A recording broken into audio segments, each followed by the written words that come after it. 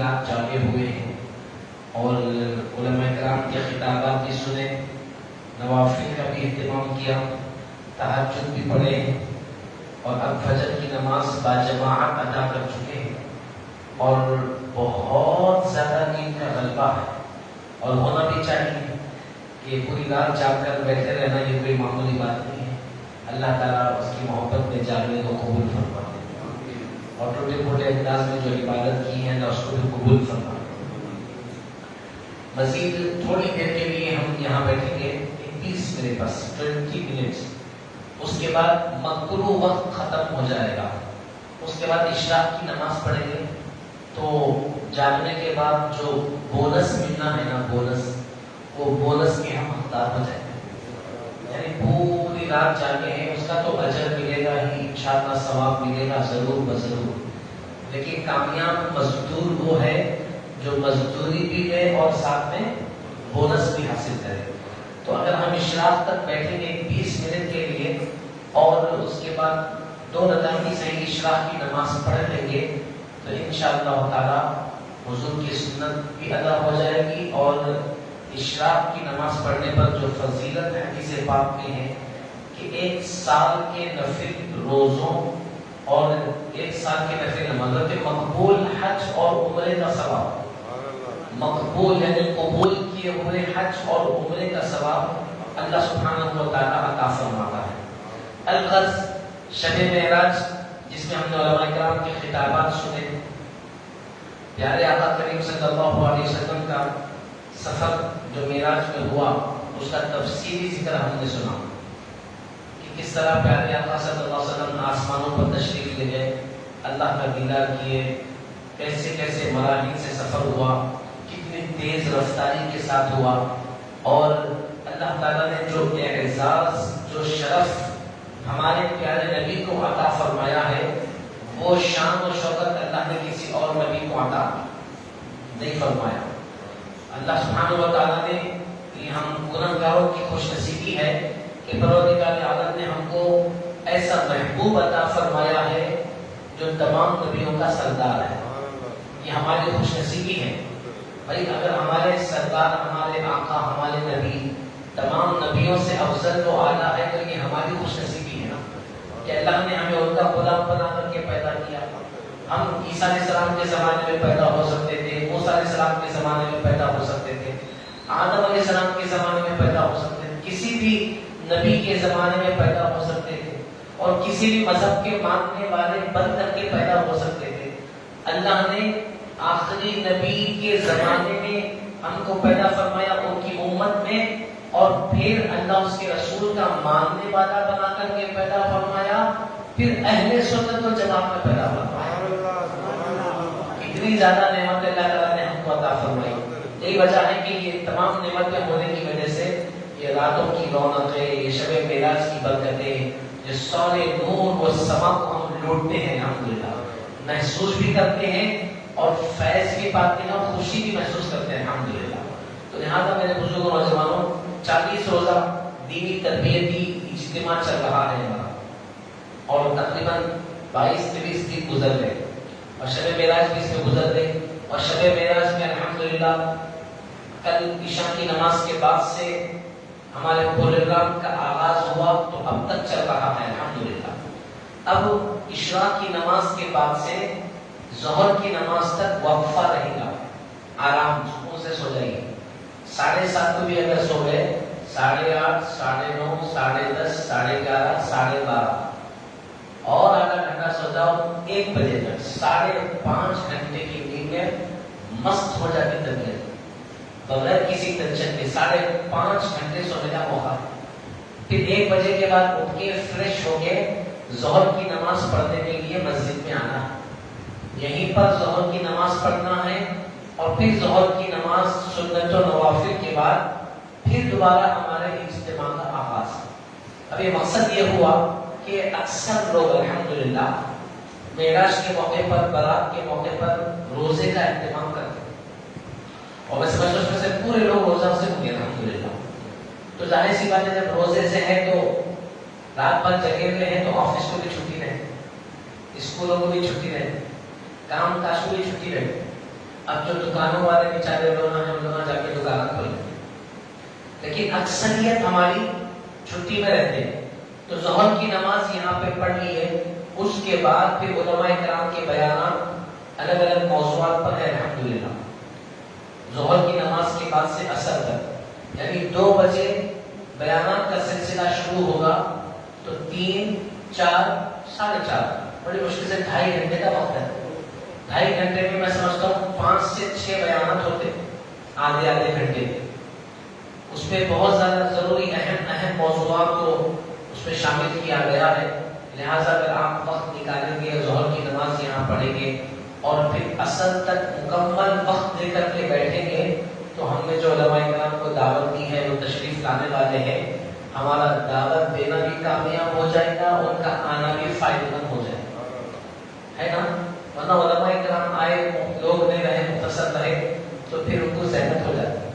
تو ان لوگوں کی محنت رائے گا نہیں جانا، دور دور سے آ رہے، یوسف گولے سے آ رہے ایک صاحب، سنت نگر سے آ رہے ایک صاحب، میڈیشن سے آنے والے ہیں ایک حضرت، دور دور سے آ رہے.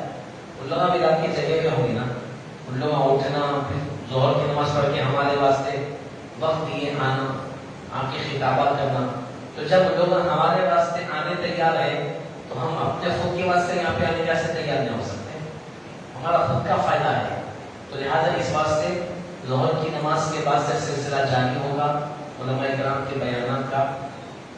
تو اس مناسبت سے شب معراج ہمارے لیے بڑی برکت رات گزری ہے، اور اس مناسبت سے علماء کرام کا خطابات الحمدللہ پورے شب معراج کے تعلق سے ہو گئے. اب ضروری اہم عنوانات جو ہمارے اصلاح کے ہیں، معلومات کے ہیں، وہ عنوانات پر ہمیں سننا تاکہ ہماری معلومات میں اضافہ ہو. الغرض ہماری یہ جو 40 دن کی ترتیب ہے وہ ٹوٹنے نہ پائے، اس کے لیے میں آپ کے سامنے آ کے بیٹھ گیا. 2-3 باتیں آپ کے سامنے پڑھ دیتا ہوں. استحلال گناہ یعنی وہ کام جس کے ذریعے سے بندہ کفر تک پہنچ جاتا. یہ آسان الفاظ میں بولوں کہ جو چیزوں کو اللہ تعالیٰ حرام قرار دے دیے ان چیزوں کو حلال سمجھنا انسان کو کافر بنا دیتا ہے. احکام شریعت کے خلاف ورزی کا نام گناہ ہے. یہ گناہ گناہ گناہ گناہ سنتے نا ہم، تو گناہ بولتے کس کو؟ گناہ کی تعریف کیا ہے؟ ٹھیک ہے، اس کو آپ ذہن رکھیں. گناہ کی تعریف آسان الفاظ، احکام شریعت یعنی شریعت کے جو احکامات ہیں اس کی خلاف ورزی کرنے کا نام گناہ ہے. اس کو ذہن میں رکھو. یعنی جس کام کے کرنے کا حکم ہے اس کو نہ کرنا اور جس سے منع کر دیا گیا اس کو کرنا، اس کو کہتے ہیں گناہ. اللہ بولے نماز پڑھو، ہم نماز نہیں پڑھ رہے. اب کل کی بات لے لو آپ لوگ کہ الحمدللہ انتظامی کمیٹی والے پریشان تھے، لوگوں کو کہاں پہ بٹھانا، کہاں نماز پڑھانا ہو. یہ پورا فل ہو گیا، باہر کا حصہ فل ہو گیا، اس کے اوپر کا حصہ فل ہو گیا، یہ حصہ فل ہو گیا، اوپر کے فلور تک 11 صف ہوئے تھے، 11 اوپر سب سے ٹاپ فلور پہ. ہاں اتنے زیادہ مصلی ہیں ہمارے پاس، اتنے زیادہ نمازی ہے، اتنے زیادہ مسلمان ہیں. اب فجر میں کتنے ہوئے؟ باہر بھی جانے کی نوبت نہیں ہے. یہ حصہ پورا ہوا. کتنی دیر ہوئی؟ 4-6 گھنٹے گزرے ہوئے بڑی مشکل سے. 9:30 بجے نماز پڑھے، اس کے بعد پھر 6 بجے نماز ہوئی تو 6 بجے آدھے سے زیادہ غائب ہو گئے. کہاں چلے گئے؟ یہ افسوس کی بات ہے نہیں. اب اس کی اصلاح کون کرنا، اس پہ توجہ کون دینا، اس سوئے ہوئے لوگوں کو کون جگانا، کون ان کو احساس دلانا کہ میرے بھائی جس طرح شب معراج میں نماز عشاء کے لیے تم بڑے تیار ہو کے، نہا دھو کے، اچھے کپڑے پہن کے، شوق ذوق کے ساتھ آ کر فرض پڑھے، عشاء کی نماز فرض ہے بول کے، فجر بھی تو فرض ہے، اب ظہر کی نماز بھی فرض ہے. اور ذرا امیجن کریے، ذرا تصور کریے آپ کہ اگر ہماری قوم کے اندر زندگی آ جائے اور وہ لوگ ہر نماز میں وہی تعداد میں جمع ہوں گے جو رات میں جاگنے کی رات میں عشاء کی نماز میں تھے، تو پھر ذرا سوچیے ہماری ترقی کا عدد کیا ہوگا۔ جو تعداد کل عشاء کی نماز میں مسجد میں تھی، اگر وہی تعداد 5 وقتہ روزانہ کی نمازوں میں ہو جائے تو پھر ہم سے بڑا کامیاب، ہم سے بڑا خوش نصیب اور ہم سے بڑا اچھا انسان کوئی ہو نہیں سکتا۔ اب ہمارے پاس یہی تو ہے، ہم خالی موقع کی نزاکت کے مسلمان مت لیں، نبی شب معراج آئے، جلنے کی رات ہے، لہٰذا چلو جا کے پڑھیں گے، وہی شام کو آ گئے، وہ بھی تیار ہوئے بول کے نماز پڑھے چلے، جلسے میں بیٹھے الحمدللہ، جلسے میں پوری مسجد سوئی تھی، باہر کیسا بھی سوئی تھا، لیکن فرض نماز میں جتنے لوگ تھے، پھر میں سوچا تھا کہ اتنے ہی لوگ شام کے فجر میں آتے ہوں گے، لیکن تعداد کم ہوں گے۔ یہ چیز نہیں ہونا چاہیے، ہماری ترقی ہے، ہمارا رونا یہی ہے کہ یہ چیز نہیں ہونا۔ ایک نماز میں ایک تعداد، دوسری نماز میں تعداد کم نہیں ہونا۔ عشاء کی نماز اگر فرض تھی کل رات کی، تو اب فجر کی نماز بھی فرض ہی ہے۔ کل عشاء کی نماز چھوڑنے پر جو گناہ ہے، اب فجر چھوڑنے پر بھی وہی گناہ جو کا تو ہے۔ ابھی اللہ کی حکم کی نافرمانی ہے، اللہ بولا فجر پڑھو، نہیں پڑھے، تو فرمایا گیا کہ جن چیزوں سے منع کیا گیا ان چیزوں کا کرنا گناہ، جو چیز کرنے کا حکم دیا گیا وہ چیز نہیں کرنا وہ بھی گناہ۔ یہ گناہ کی تعریف ہے۔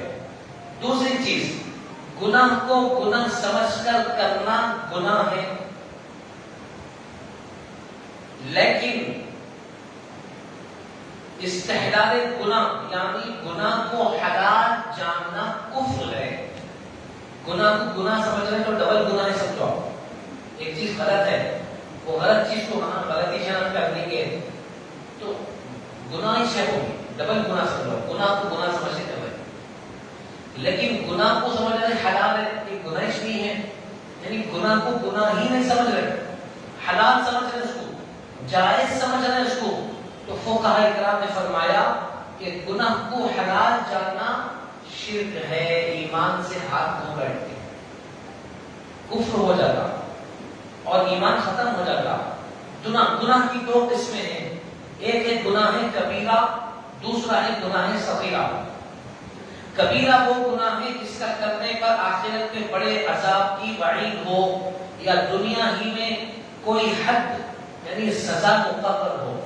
شریعت میں گناہوں کی سزا مقرر ہے، چوری کرے تو ہاتھ کاٹ دینا، اور زنا کرے تو کوڑے مارنا، شادی شدہ کرا تو پتھرا مار کے اس کو ختم کر دینا، یہ سزائیں ہیں شریعت میں۔ موت کی سزا، موت، کسی کا قتل کر دیا تو اس کا بھی قتل ہونا، آنکھ کے بدلے آنکھ، کان کے بدلے کان، جان کے بدلے جان، یہ شریعت کا حکم ہے۔ تو ایسے گناہ جن پر بڑی وعید آئی ہو اور سزا بھی جس کی متعین ہو، ایسے گناہوں کو کہتے ہیں گناہ کبیرہ، بڑے بڑے گناہ۔ شراب پینا گناہ کبیرہ، زنا کرنا گناہ کبیرہ، چوری کرنا گناہ کبیرہ، حرام مال کھانا گناہ کبیرہ، اس طریقے کے بہت سارے گناہ۔ مزید ہم اتنا ذہن میں رکھیں کہ صغیرہ دوسرا گناہ ہے گناہ صغیرہ۔ صغیرہ وہ گناہ ہے جس پر نہ بڑے عذاب کی وعید ہو، نہ دنیا میں کوئی سزا مقرر ہو۔ گناہ کبیرہ کرنے والے کو شریعت میں فاسق کہتے ہیں، فاسق۔ گناہ کبیرہ کی تعداد میں بہت اختلاف ہے، لیکن بعض علماء کرام نے گناہ کبیرہ کے کچھ فہرست تیار کی ہے، یہ گناہ ہے، وہ انشاءاللہ کل ہم پڑھیں گے۔ آج کے لیے صرف اتنا ہی ہے کہ گناہ کی 2 قسمیں ہیں، اور گناہ کی تعریف یہ ہے کہ اللہ کے بتائے ہوئے حکم کے خلاف عمل کرنا، یا جن چیزوں سے اللہ نے منع کیا ہے ان چیزوں کو اختیار کرنا، یہ گناہ کہلاتا ہے۔ اس سے ہمیں بچنا ہے، گناہوں سے بچتے رہنا، گناہ کو گناہ ماننا۔ اگر کبھی غلطی سے گناہ ہو جائے، انسان ہو جاتا گناہ، غلطی ہو جاتی، گناہ ہو جائے تو ہٹ دھرمی نہیں کرنا، بھائی کاش نہیں، بلکہ نادم ہو جانا، شرمندہ ہو جانا، اللہ سے توبہ استغفار کرنا اور آئندہ نہیں کرنے کی نیت کرنا۔ اگر ہم توبہ کر لیں تو ہمارے گناہ معاف ہو جاتے ہیں، ہماری توبہ قبول ہو جاتی ہے۔ صحابہ کرام پوچھے یا رسول اللہ ہمارے کو کیسا معلوم ہونا ہماری توبہ قبول ہوئی بول کے؟ صحابہ کرام پوچھے کیسا معلوم ہونا؟ تو حضور فرمائے کہ اس کا طریقہ یہ ہے کہ جب تم توبہ کر لو کسی گناہ سے، پھر توبہ کرنے کے بعد پلٹ کر پھر دوبارہ کبھی وہ گناہ نہیں کرے تو سمجھ جاؤ تمہاری توبہ قبول ہوئی۔ اتنا آسان عمل، یعنی ہماری توبہ کی قبولیت کی گارنٹی اور اس کی نشانی ہمارے آقا نے یہ بتائی کہ پلٹ کر اگر وہ گناہ کو ریپیٹ نہیں کرے تو سمجھ جائیے ہمارا وہ گناہ کی توبہ اللہ تعالیٰ قبول فرما دیا۔ تو لہذا گناہ ہونے پر نادم و شرمندہ ہونا اور فوراً اللہ سے معافی مانگنا یہ اچھے مومن ہونے کی نشانی ہے۔ آئیے دعاؤں کی طرف چلتے ہیں کہ دعاؤں کے تعلق سے کل ہم نے نیا چاند دیکھنے وقت کی دعا پڑھے، جب نیا چاند دیکھے تو وہ دعا پڑھے اللہم اہلہ علینا بالیمن والایمان والسلامۃ والاسلام ربی وربک اللہ۔ اللہ سے دعا کر رہے نیا چاند، آج 27 ہو گئے نا، آج 27 تاریخ ہے، کل 28 تاریخ جمعہ کا دن، پھر ہفتے کو 29 تاریخ ہے۔ ہر چاند کی 29 تاریخ کو چاند دیکھنے کا اہتمام کرنا اور یہ دعا پڑھنا، اے اللہ اس چاند کو ہم پر برکت، امن، سلامتی اور اسلام کے ساتھ نمودار فرما۔ اور پھر بولے اے چاند تیرا میرا رب اللہ ہے، یہ دعا کا اہتمام کرنا ہے۔ اور آج کی دعا ہے افطار کے وقت کی دعا، افطار کرنا ہے نا، روزہ بھی رکھے ہوگا ماشاءاللہ، افطار کی دعا بھی آ گئی، کیسا انتظام کر دے گا۔ افطار کے وقت کی دعا جب ہم روزہ رکھتے ہیں، پھر جب افطار روزہ کھولنا رہتا تو اس کے لیے دعا کیا بتائی گئی؟ بسم اللہ الرحمن الرحیم پڑھنا۔ اور افطار کے وقت کی دعا اللہم لکا صمت وبک آمنت وعلیک توکلت وعلی رزقک افطرت۔ اس کا ترجمہ ہے اے اللہ میں تیرے لیے روزہ رکھا، تیرے ہی رزق سے افطار کیا اور تجھ پہ بھروسہ کیا۔ یہ ہے روزے کی دعا افطار کے وقت۔ آپ اگر پریشان رہیں گے مصعب روزے کی دعا پڑھا دیں، روزہ ہے کہ نہیں کی روزہ کھائے تو ٹوٹتا، پڑھے تو نہیں ٹوٹتا۔ روزہ ٹوٹنے کے واسطے بات بولتے بچے بول دیتے، بچپنے سے سنتے ہوئے آ رہے ہیں بات، بچپنے میں اگر اللہ کا سب تو بولتے ہو روزے میں پڑھ لیے روزہ ٹوٹ گیا بولتے، پڑھے تو نہیں دعا پڑھے تو روزہ نہیں ٹوٹتا۔ روزہ کب ٹوٹتا؟ پیٹ میں گیا تو اس ٹوٹتا، نہیں تو نہ ہوتا کچھ بھی۔ تو یہ افطار کے وقت کی دعا، روزہ کھولتے وقت یہ دعا پڑھ کے کھجور کھانا، بسم اللہ الرحمن الرحیم۔ بعض لوگ بولتے کھا کے پڑھنا، بعض لوگ بولتے پڑھ کے کھانا۔ ہمارے حیدرآباد نگر میں ہمارے اکثر علماء کا، اکابرین کا، اب تک کے ہمارے بڑوں کا کیا طریقہ ہے؟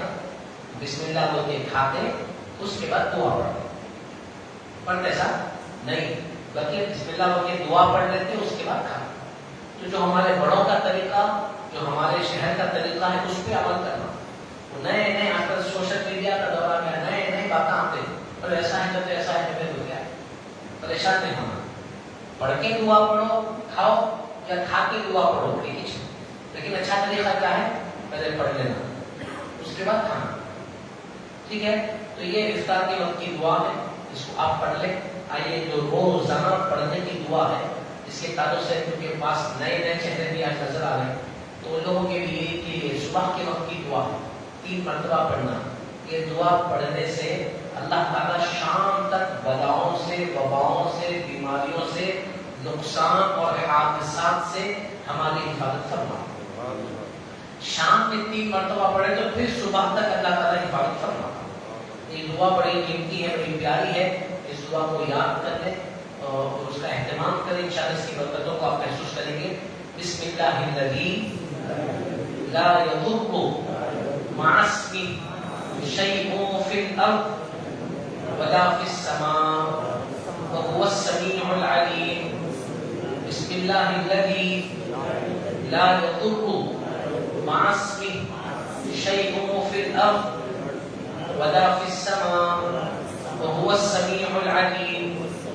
بسم الله الذي لا يضر مع اسمه شيء في الأرض ولا في السماء وهو السميع العليم.